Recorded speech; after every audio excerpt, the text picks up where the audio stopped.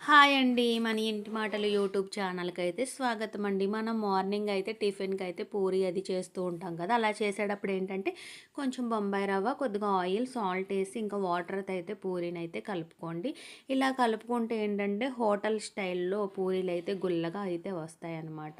పూరీలు కూడా ఏంటంటే ఫైబర్ బాక్స్‌లో అయితే కలుపుకోండి. ఇలా ఫైబర్ బాక్స్‌లో కలుపుకుంటే ఏంటంటే అసలు చేతికి గాని అసలు అంటుకోకుండా నీట్‌గా అయితే మనకి పూరీ పిండి అయితే రెడీ అవుతుందన్నమాట.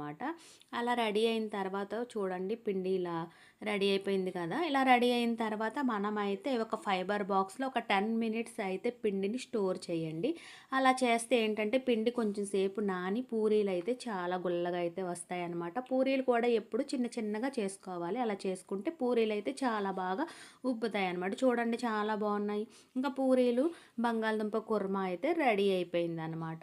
ఇలా చేసుకుంటే పూరీలైతే చాలా బాగుంటాయన్నమాట. చూడండి చాలా బాగా వచ్చినాయి. మీరు కూడా ట్రై చేయండి. మన ఇంటి మాటలు యూట్యూబ్ ఛానల్ని లైక్ చేయండి, షేర్ చేయండి, సబ్స్క్రైబ్ చేయండి. యూట్యూబ్ అండ్ ఇన్స్టాగ్రామ్లో నన్నైతే సపోర్ట్ చేయండి. Please support me. Please support.